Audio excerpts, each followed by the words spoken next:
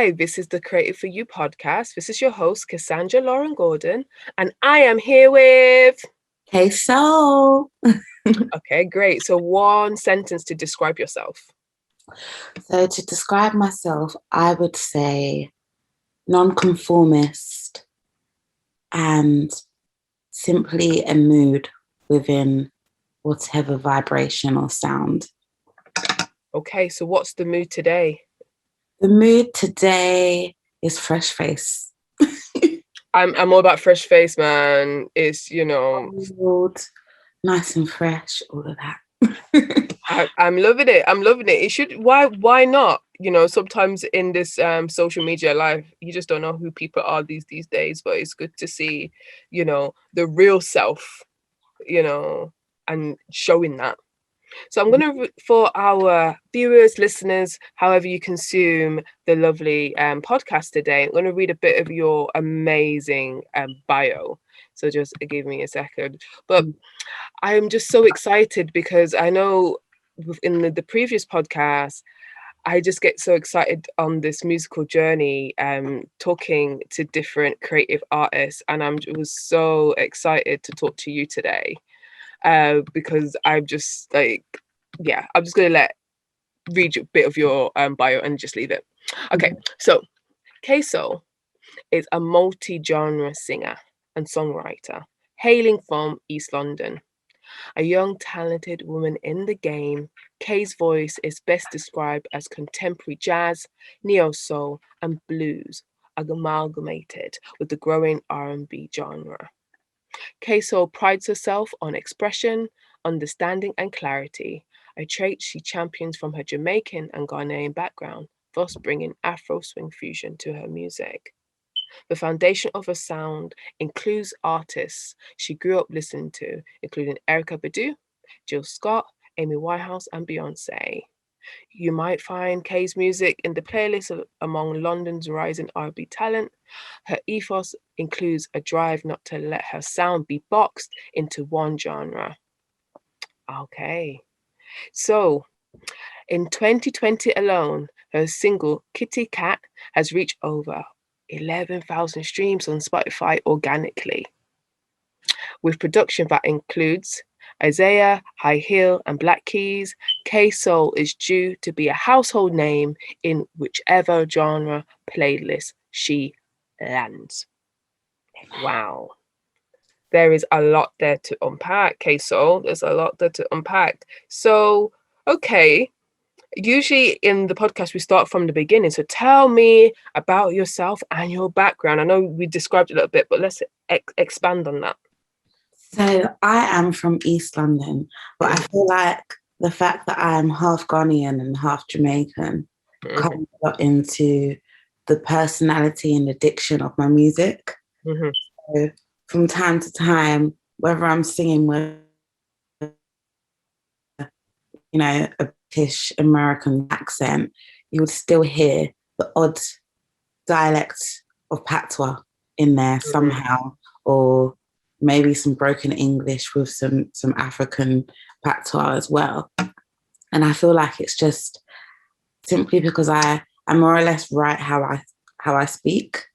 So if I'm having the everyday conversation with one of my friends, one of the girls, or one of the man them, I will literally write a song in that conversation. So I feel like I've got a lot of influence there from my culture and my surroundings.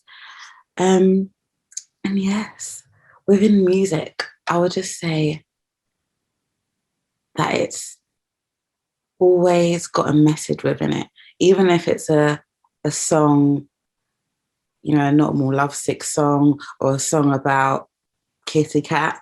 There's always some kind of deeper historical or Black history message within what I'm actually saying. But sometimes I am quite vague with it and it has to be broken down. But yeah. Could you because I think I've mentioned this in other, just talking on this journey I am about embracing identity. And it's weird, like I think I told you just before the podcast, like I'm a jeweler and I was finding it really I struggled how to kind of convey my Jamaican heritage and my Black heritage, whatever, into my jewelry. Because when I first started in the jewelry trade, people said, don't show it too much because you're not going to get much customers. Don't put yourself out there. And now I'm just like, F it, I just don't care now. And it seems to be weird, like, those, the old saying, just be yourself. Yeah. And it seems to be working because, I've just changed totally direction. So how do you go through the process of feeling comfortable to express your identity, being authentically you in your music and staying true to it? I try my best not to follow sonic trends. So whatever mood I'm in to release in that moment is the mood I'm going to stick with. I'm not going to say, oh, because I've planned to release an EP next month, which consists of, a bit of a more emotional mood. Just because maybe the sun's coming out does not mean that I'm going to go change up everything and go put out a song which is a bit more dancey or perhaps on the Afrofusion side. I always stick to what I want to let out to the world because I feel like it runs in order of how I'm actually feeling. So whether the feeling I've gotten over it and expressed it already, I still need to fully get past it by releasing the song. So I somewhat release in order towards my own healing, because music for me, it generally heals me. The last song I put out, even now listen to it, I'm like, yeah, girl, you was feeling something. You was actually triggered. And having put that out into the world is a release for me. So what's next is also going to be a release of pent up emotions or just anything that I've put in that song that I haven't released to the world. So it's more personal. So I think that helps a lot. That's my strategy, the fact that it is personal to me and it is literally my healing process. Okay, so I think that's interesting. So there's two things I want to pick up. One, it's about the healing process, because I feel like in this quarantine life, that's why I think I've turned to a lot of music just for healing and to feel it, and whatever chimes with me. I don't know, if whatever just resonates with me, that's what I like, and that's how I just came across you. When is it healing? Is it the healing through the creative process, or when it's finished, or when you hear it? When does is it multi-layered? Where does the healing come for you when you're putting out your music? I feel like it's a whole process. It's writing the song is part of healing because you've now put it on paper. It's performing the song, singing the song in the studio. It's now recorded and it's something you can listen back to and even nitpick at certain points of the song where you wrote about something in particular and say to yourself, okay, cool, it was actually that made me think like that. You can actually form your own greater understanding of yourself when you dissect your own music and your own words, whether it's music, poetry, or simple notes. And also after having listened to it, after knowing that other people have heard it, I feel like that's another level of healing as well, because you hear different feedback from people and they tell you, oh, this song made me feel like this, or this song triggered me and it made me remember that, or it made me feel better about myself. And then you look at it from your point of view and you're like, okay, girl, or okay, boy, where you're coming from. So yeah, it's definitely a journey of healing. Every song is a whole process. Okay, so the healing thing got down. So let's talk about the sound, because I think I got myself in a little bit of trouble for the podcast saying, but it's just R&B. But I know in your bio and what you say, don't like be put in a box. So how do people describe your sound? I want to hear what you first, and I'll tell you about how I felt your sound. Mm-hmm. So the most common thing I've heard from my friends about my music is that it's more of a trance. So my music and my sound is currently what's released anyway, I would say a sound that you would vibe to. Maybe you burn a candle, burn some incense. If you smoke some herbs, you will light one up and just catch a vibe and zone away and trance out and get into your feelings. And I kind of agree, because I feel like when I sing, that is me going off into my own trance and getting up in my feelings. So yeah, the sound Yeah. is, it's a vibe. I want to be insensitive, I don't know if it's the right word, but hypnotic. So trance, it's interesting because I feel like, oh, I'm in this now. It lifts my mood. And even yesterday, I was in a bit of a funk about something, and I can't remember which one it was. Was it the liquid potion? Sorry, say again. Liquid motion. Liquid motion. Sorry, I don't know why I said liquid potion, and I was put that on like yesterday, and just lift my mood. I was like, oh, okay. I can't remember why I was in a funk yesterday, but it was like I can't remember it now. I was just like, just put that on, and I thought, I'm healed. my day is saved. Putting that song on. So yeah, it's just the power of music, isn't it? The power of music is just incredible. And you feel those. I don't know if there must be some scientists. If there's some scientists who are listening or watching, telling me how it heals my heart. Tell me, because I can't explain it not very well, but I just felt something. General vibrations of music. I feel like it actually goes through our whole body, because I feel like most of the time you play a song and it's very hard to keep still. If you play certain levels of frequencies within music, you can't sit there still. You have to move. And I feel like when a bass or a vibration hits your body and you want to dance, there's no way you can dance and feel sad. I feel like you move your body with a call from a sound, automatically has to be a happy movement. It's just, or it's a release. And it's like, I feel like it's such a beautiful expression to be able to move from music. Absolutely. I feel like it happens inside. So even if you're, some people are paralytic and they can't actually move the body, I know they're dancing in their body. Their heart is just like, I can feel it. Absolutely. Oh, the power. Yeah. So the quote which you sent to me via email a while ago is like, I sing to enlighten myself with my truths, my mood, and my soul. I feel that is just sums it all up in one, doesn't it? Mm-hmm. Okay, so who inspired you to make music? I would say my inspiration to make music had to have come from myself and encouragement from my mother. But artists that continue to encourage me, I would say, would be Whitney Houston, Alicia Keys, and surprisingly, Patti LaBelle. So I used to listen to her a lot. Like my mum would play Patti LaBelle all the time.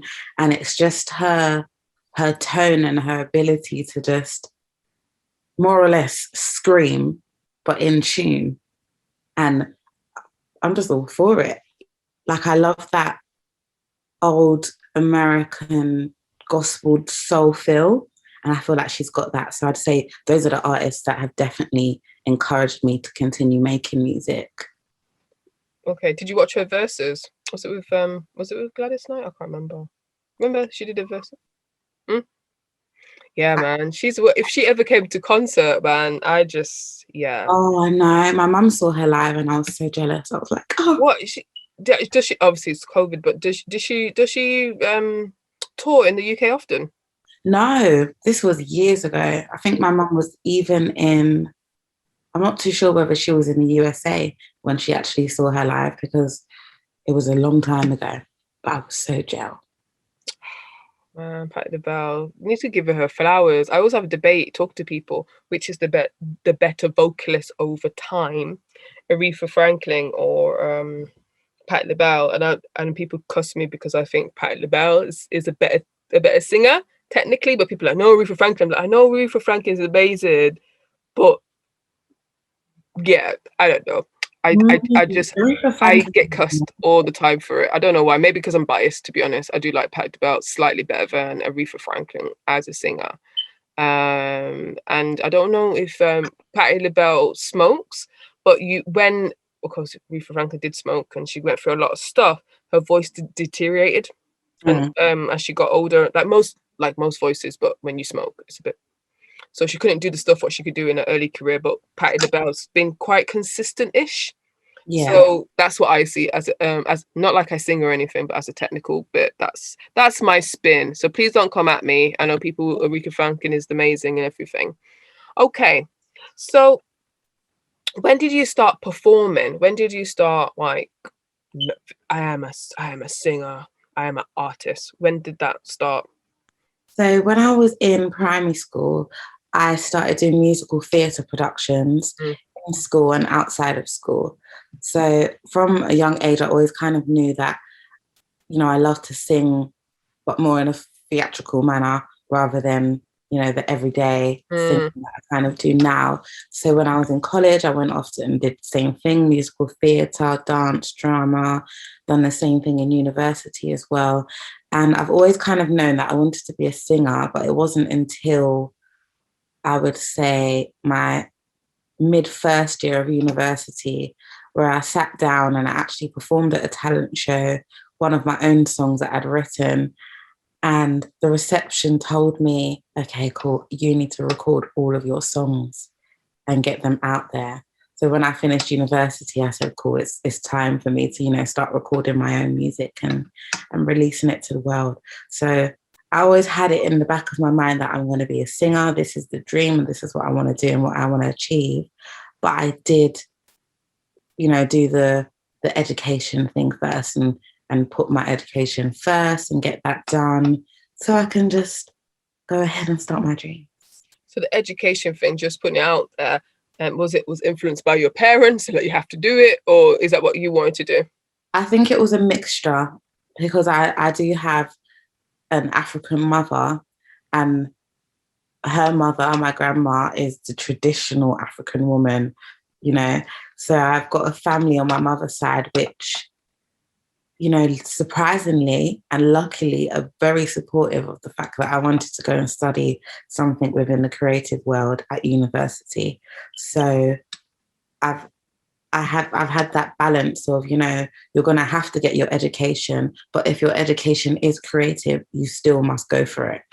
So, Wow. yeah, it sounds like a luxury. So thank God for that, because I come from Jamaican parents and they're like, and even in my school, I wanted to do acting, right? Oh. And then even when you do your UCAS, the university form, and I tried to put like acting, or I can't remember, go to do drama, I don't know where. And then my head assist, the head of sixth form, and my mom was like, nope, change it, just do psychology. I was just like, even my head of six was in on it. It was just like, nah, you're not doing drama. I'm like, why? Yeah, you're not doing it. So I'm just like, tears. But then, even when you try to take it out of your kids, it comes back full circle, because even if I don't do drama, but I'm still doing something creative. I've got 2 degrees. I don't use them. And now I'm doing, like, I work as a jeweler and do other stuff and create content. So, it always comes back full circle, but it just shows that, like, it's great when your parents see your talent and they nurture it.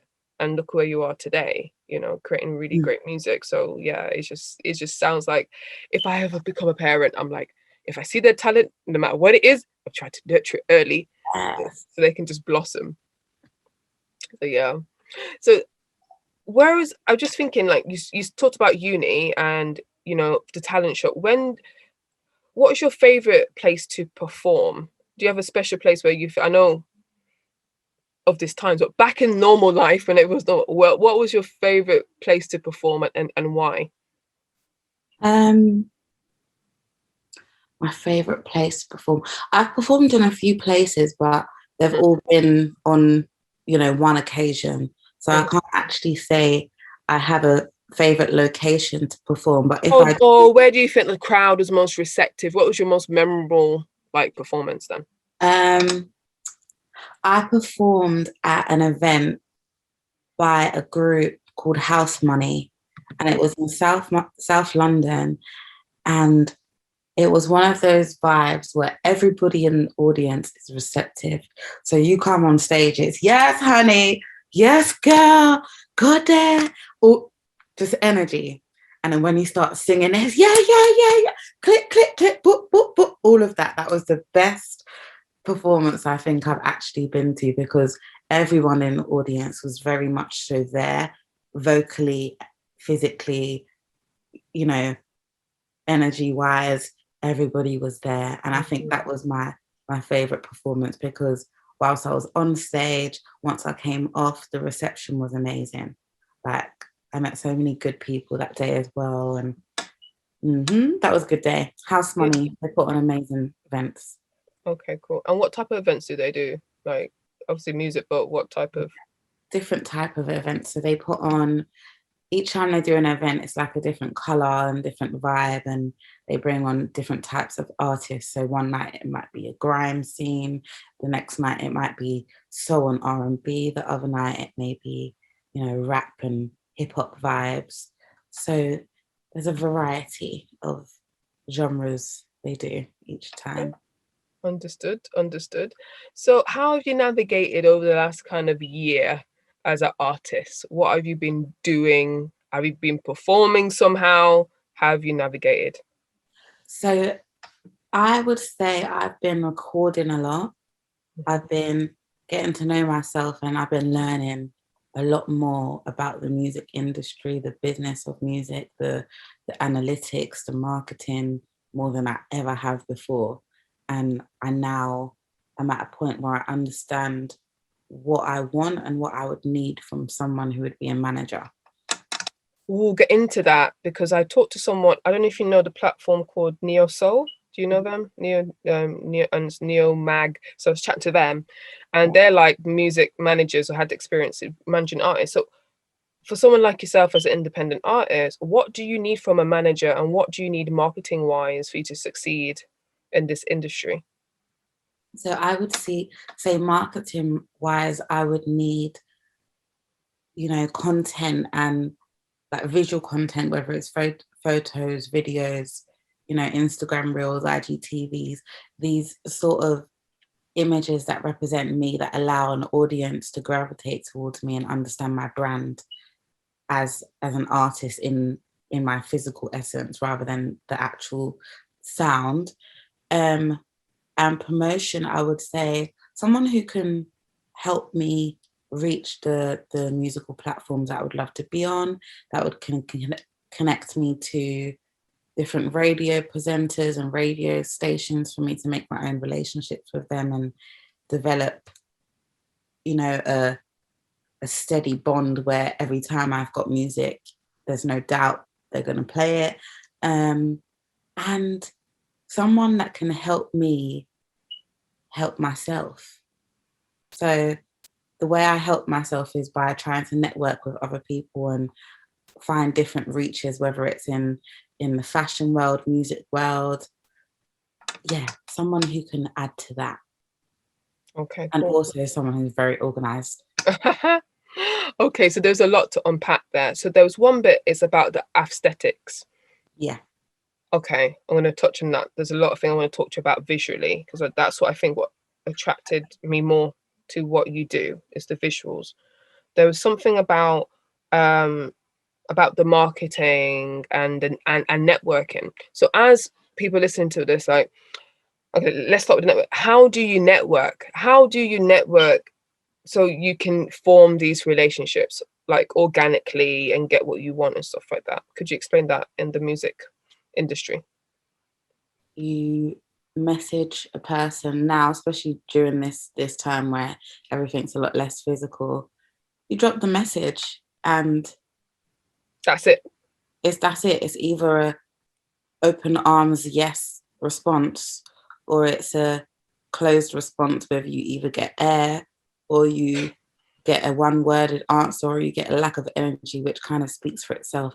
I feel like people's responses are always very telling of what they're willing to do for you. Although you can actually sometimes, you know, just get someone on a wrong day and continue to try and get there in the end simply because they were unsure of your intentions. But yeah, all you have to do is just try, just drop the inbox and just go for it. Because I used to think, and I think the UK especially have this mentality of, let's not inbox them because I don't know them. It's going to look like I'm being a beg. No, it's going to look like you're asking for help and guidance within what you want to do in life and support. And I feel like a lot of us have this fear of judgment, of being the beg friend or being looked as though, oh yeah, this person's always asking for something. No, we just want to make our dreams come true. So I know there's certain things I can't do, so I'm going to have to go and ask someone else who can do it, even if it means I have to pay you, or we just build a great relationship and, you know, we work together. So yeah, I think just go for it. Drop the inbox, drop the DM, drop the email, and wait and see, because I've always been told it's either yes or no. Yeah, closed mouths don't get fed. So yeah, there's no science to it. You just need to just put the work in and put the grind in. Yeah. Okay, so we talk about the networking. It was about the marketing bit. So people might want to do the music, like how do you market in this world or know how to market in this world? Because social media and life is just, there's so much stuff. How do you even get started? That is the place I am still learning more. And I'm still yet to learn how to completely master marketing, I personally think, because I'm not boxed into one genre. That allows me to sing in multiple ways, different genres of music, different vibes. It allows me to dress in different types of ways, because, you know, one day I might want to do trainers and a hoodie, the next day I might want to do a floral dress and heels. So it allows me to express myself in clothing and visual aesthetics in multiple ways. So I feel like because of that, it makes it a lot harder for me personally, to figure out how to market myself, because I'm not one thing. There's so much, and I'm still figuring out how to put what is me into a combustion one. Yeah, it's that running thread, isn't it? And just reflecting as myself as a different type of artist, as a jeweler, you know, I just want to put out stuff, and then people are like, it's too confusing. You need to think about what makes you, or market or communicate what is your golden thread. So people are like, okay, that is a Cassandra product, or that is what she does. But I feel like your sound is very, you know, it's not, I'm not saying say it's the same, but the vibe, what I feel from it, I'm like, okay, I know that this is a Ksoul song, if you know what I mean. Talking about aesthetics, so I really want to get into, how did you come up with the visual brand now? Because I feel like even though you do wear different things, there is a continuity, there is something consistent, the way how you put yourself visually online. Can you talk about that process of how you got there? I feel a lot of it comes from the fact that I was a drama student, and I absolutely love to dress up, whether it's, you know, fancy dress or it's just generally putting on an outfit that creates a mood and a different character. So I find that a lot of the times when I'm going through my video treatments and I go through each outfit and for each scene, I think to myself, what is this character trying to express? What did I suggest this outfit for this part of the song? And what is it trying to express? How am I going to get people to resonate with this part of the song with what I'm wearing here? So it's always character based, I would say. So if there's a part of the song where, I don't know, maybe my expression feels a bit more gangster, maybe I might just dress a little bit more, you know, gangster. Maybe I may have a hoodie on, or, you know, some baggy clothes or something that just makes me feel, I don't even like to say it, but makes me feel like I'm urban and with the trend.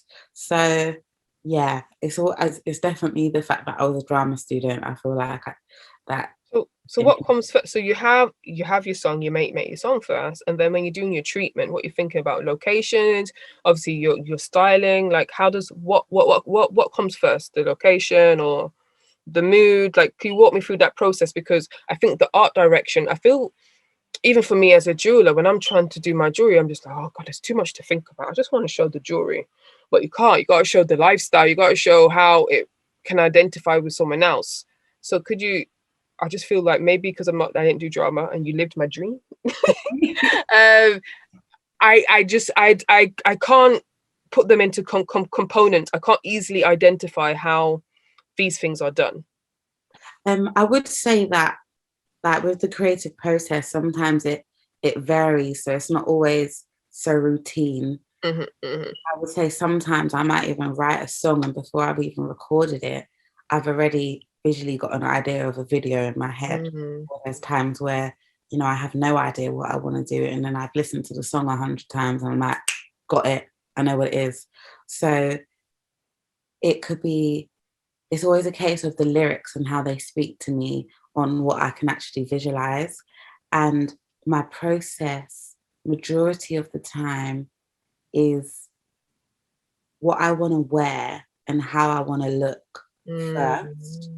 And then I figure out the outfits in my head.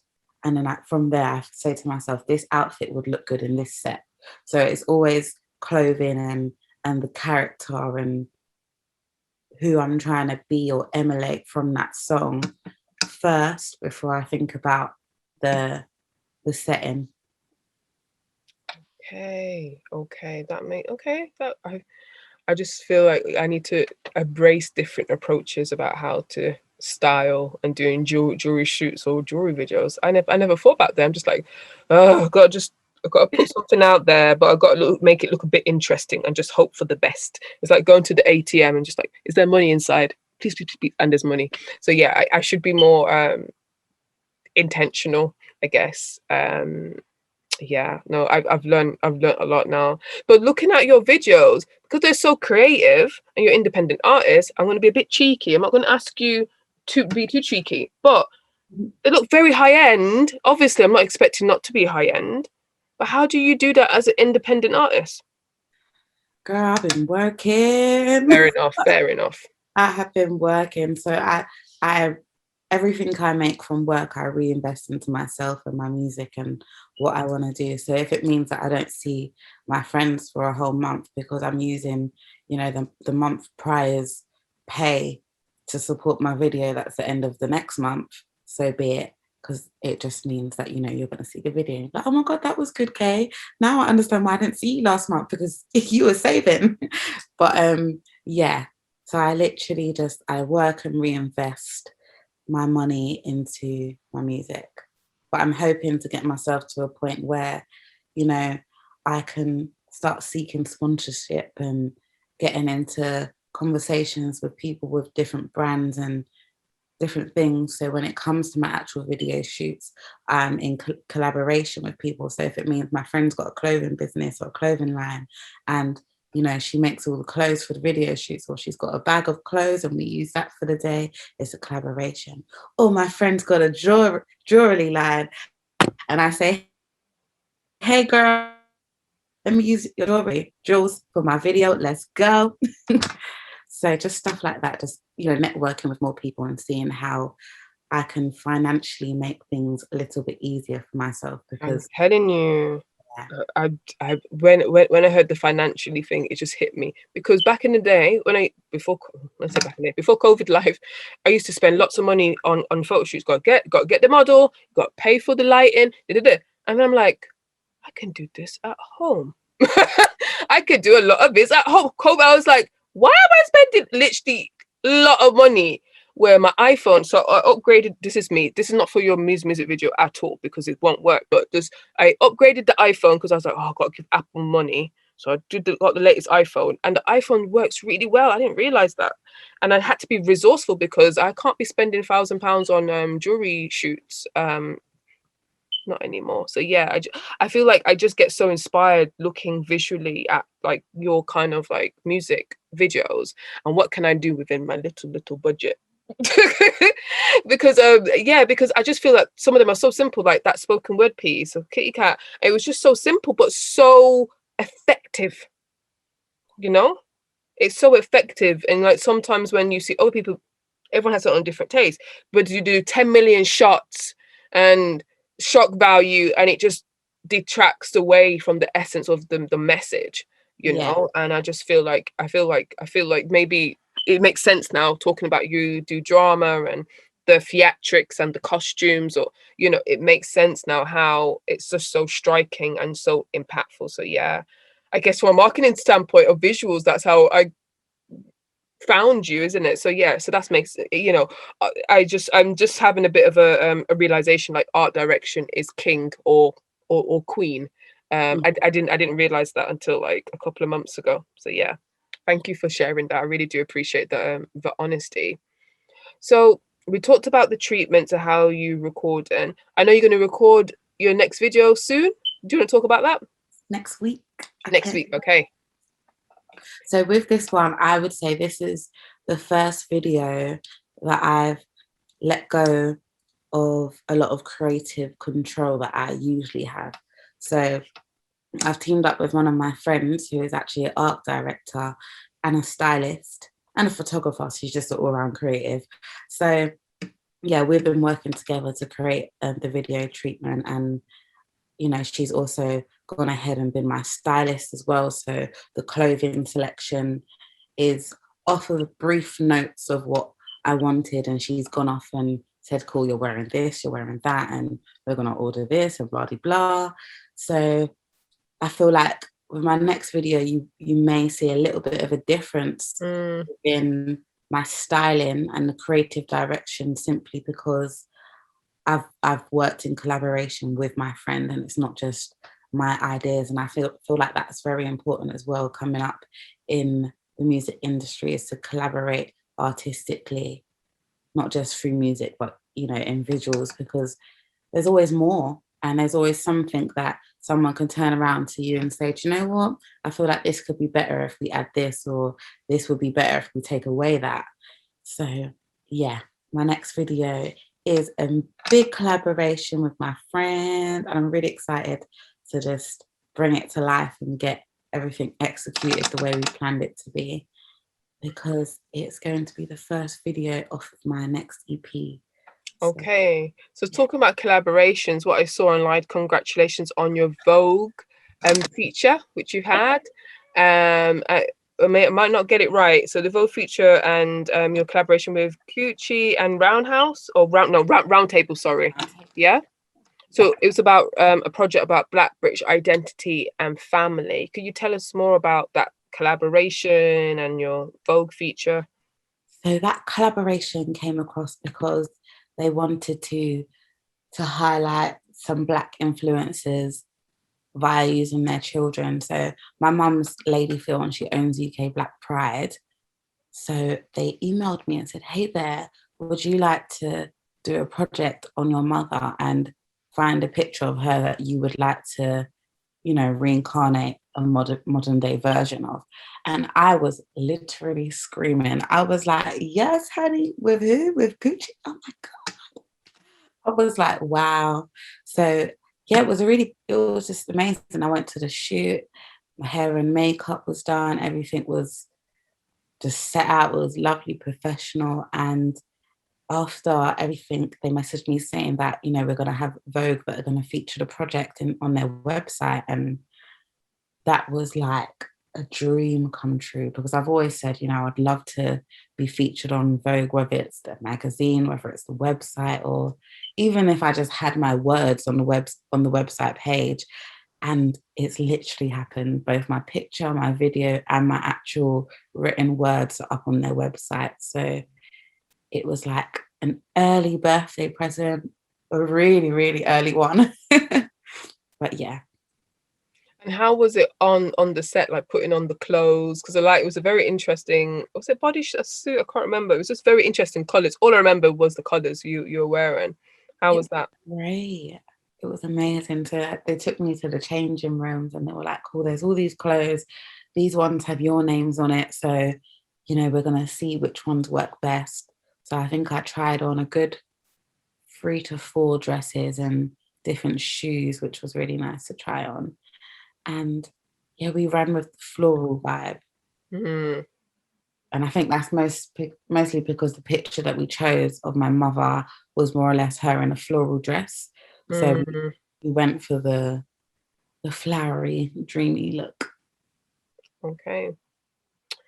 So looking at your okay, there's a few more questions for the act. So there's about the spoken word. So I know you don't want to put in the box, but how do you create like poetry and spoken word in your music? So with my poetry and my spoken word, that came across because I wanted to break down the song a little bit more, because I felt like Kitty Khat was somewhat, to some people, depending on how people dissect words, was vague on the depth of what I was talking about. So to some ears, it would come across like, okay, yeah, she's talking about the vagina, she's talking about, having a big bum, she's talking about the typical things that, the Megans and the Cardi B's talking about, when realistically I was talking about the divinity and the power of the vagina and the fact that it enables so much life on earth, like both through giving birth and both emotionally and mentally. So I wrote the spoken word piece and I thought maybe this would give a deeper elaboration and explanation of the actual track. It does give a different meaning because you're slowing down the word, it felt a bit, it's just different. Okay. So could we go through the meaning of, I always get the name wrong, so don't kill, liquid motion, right? Yes. Go through that, because in my head, you know what I need to do, and I have to confess, I don't. Sometimes I listen to the vibe first, then the lyrics. It used to, when I was younger, when I was really into music, I listened to the lyrics. I could tell the lyrics, I could tell the interpretation. I used to research, and then as I got older, I'm just like, I'm not as intentional. I'm like the vibe, yeah, the vibe. So I just want to know from the artist, like, what was the intention for that song? Because I think that's one of my favorite songs of yours. Ooh. My intentions for liquid motion. My intentions for that song, I would say, would be to express the poison of a relationship, and that it can go two ways. So there's a line in that song where I said, the poison of my mind is conflicted by my time. So I was expressing the fact that, sometimes you're in a relationship and you're so far gone that you're not even seeing your own toxicity. And there's poison within your mind because of what you've allowed yourself to be stuck in. So that song was literally me expressing that. And the chorus, even though it's minimal words and it's more like me just, that is me screaming and crying and expressing that. So sometimes there's certain notes that I do that are not just, oh, it's a simple riff or she's filling a gap. It's a cry, and it is a vocal, non-lyrical expression of that feeling. So yeah. Oh, that makes sense. No, thank you. Just want to make sure that I'm on the same page, because sometimes I listen to music and I say, this is what it means to me. And if you think, oh, it means this, and then the artist's like, no, it means this. I was like, oh, okay, that gives me another new rebirth of listening to that song. And sometimes we don't always get to know their intention. I know we need to interpret it how we want to, but it's just nice to get that inside information. Yeah. Okay, so usually the last question I ask people on this podcast is like, what was the best thing or your biggest accomplishment someone said about your music? Oh, The best thing somebody has said about my music would be, do you know what it would be? My friend once said to me, she listens to Kitty Khat and she felt like a bad bitch.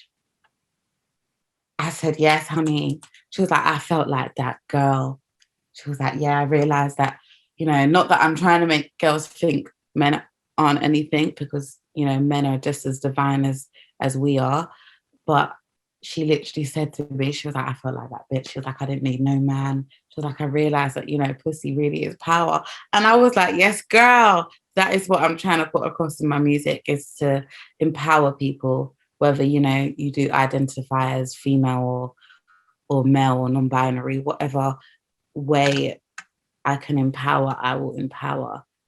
And yeah, that was the best thing that was said to me, because it made me realize that I had an emotional effect that was, you know, evident in her life via my music. Okay. Yeah. Yeah. I can see that. I can feel that. Yeah, definitely. Definitely. All right. Before we're going to ask how people can get in contact with you, I've just saw, as a jeweler, I cannot deny, I see 2 pieces of jewelry. So tell me about how you got those pieces, and what it means to you. So I will start this one, a very small gold ring. Mm-hmm. Is from my grandma. I think she got it in Ghana, and she's literally soaked it in holy water. She's prayed over it, and every night before I have my shower, before I go to bed, I put it in my little bowl full of crystals, just so it can, you know, emulate all the vibes and the good vibrations and all those things. And it is a very spiritual ring for me. It's almost like a wedding band. I don't let people wear it. If I do take it off, it's very rare that I would let somebody touch it. This ring means a lot to me. This ring I got from St. Lucia. I bought it for myself. That's why I like it, because I spent my own money on it and it's great. This is another necklace I got from St. Lucia from my mother's friend, which means a lot to me because I got it for my birthday. And it was also the first time that I met this lady, and she was just a brilliant woman. So I literally cried when I received this. So it means a lot. And my first time in St. Lucia, so I was like, yes. And this necklace, oh my gosh, this one was really a big whim. I was on TikTok and I saw an advert and I was like, oh, that looks nice. So I bought it. So I feel like a lot of the times we need to be careful with the ads on social media, especially TikTok and Instagram ads popping up saying, oh, buy this. I took the risk all because I wanted a K on my neck. So there Wow. it is. There you go. There you go. Okay, great. So where can we find you, your latest projects, etc., etc.? You can find me on all social media platforms. That's Instagram, Twitter, Facebook, Snapchat, all under Ksoul_8. And my music is also out on Spotify, iTunes, Audio Mac, SoundCloud, under Ksoul. That's K space SOUL. And yes, that's all my music platforms and socials. And my most recent project is a single called The Time Being, and I've got a video and audio out to that, which you can find on YouTube. And everything else is in my link in my bio. Perfect. Okay, and everything's going to be in the show notes. So please support Ksoul, you know, by listening, by supporting, commenting, liking. Yeah, we need to support all incredible talent, right? So it's before I go or before we go, is there anything you'd like to add, or if I didn't ask you anything, what I should have? No, I just want to say a big thank you for having me on, because it was absolute pleasure talking to you even prior to starting the podcast. And yes, just want to say thank you to my fellow Black queen, my Black sister. Yes. So yeah, thank you very much. No, I really like, you know, you just don't know, just as you said, just do a message, you just don't know who you talk to. So this is, you know, it's such a pleasure to meet creatives, you know, people like you who are just like healing healing. I think I'm going to listen to you straight after this because today's going to be a long day and I just need to get through the day today. So yes, I do appreciate it. So please check out Ksoul and her music. Everything's going to be in the show notes, the bio, everything. Yeah, so this is the Create For You podcast with Cassandra, Lauren Gordon, the host, and Ksoul, and we will speak soon.